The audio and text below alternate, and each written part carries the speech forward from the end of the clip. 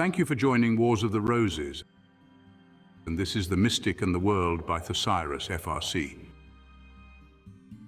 An article taken from Rosicrucian Digest, Volume 24, Number 3, April 1936.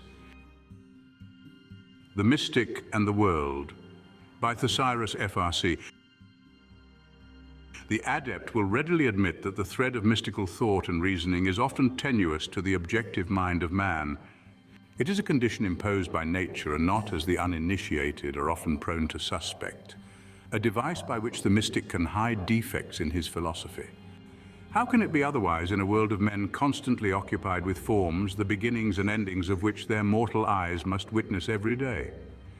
In this world, having first decided that their happiness and well-being depend almost wholly upon such forms, men confine their physical and mental efforts to forms and leave to idle dreamers the so-called intangibles. To the zealous neophyte, schooled in mystical discipline, the mundane preoccupation of his fellow beings is disturbing. He has won the first eminence, and in his ecstasy is likely to forget that only yesterday he was with those who now cannot appreciate his new enthusiasm.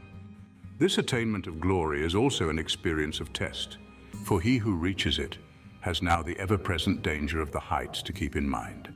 With caution, he may ascend. With abandon, he may fall to the depths of spiritual and intellectual despair. A mountaineer is poorly trained if he knows only how to climb and not also how to descend. Mystical language is of symbol and allegory. To the initiate, the last sentence of the above paragraph conveys a very precise and particular meaning aside from its general axiomatic truth.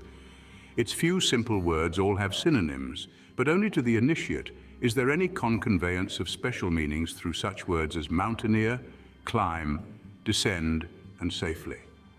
The effort of a mystic to attain the summit of illumination has long and often been referred to as his ascent up the mountain. The word descend would naturally baffle the uninitiated because it is not generally understood as denoting any common mystical act or duty. It becomes very simple, however, when it is known that the mystic's descent means only his everyday contacts with his neighbors and fellow men. The Master Jesus gave many illustrations of such a descent when he mingled with the multitudes and performed humble acts to demonstrate mystical truths, such as his washing of the disciples' feet. But what of the word safely? To the adept, familiar as he must be with the subtle dangers of the path, this word, when used in such manner, can have only one meaning, and that is that by his own inaptitude or rashness he may offend the sensibilities or intelligence of his fellow men, thus possibly nullifying his original purpose of inspiring them to follow the path which he had trod, and bringing discredit in their eyes upon the school and masters whose pupil he has been. One of the marks of the true initiate is an ineffable radiation of cautiousness that does not cease even in the moments of his greatest earnestness and most inspired eloquence. He knows too well the dangers of any recklessness of speech or act, and so avoids showmanship or fanaticism in his daily contacts.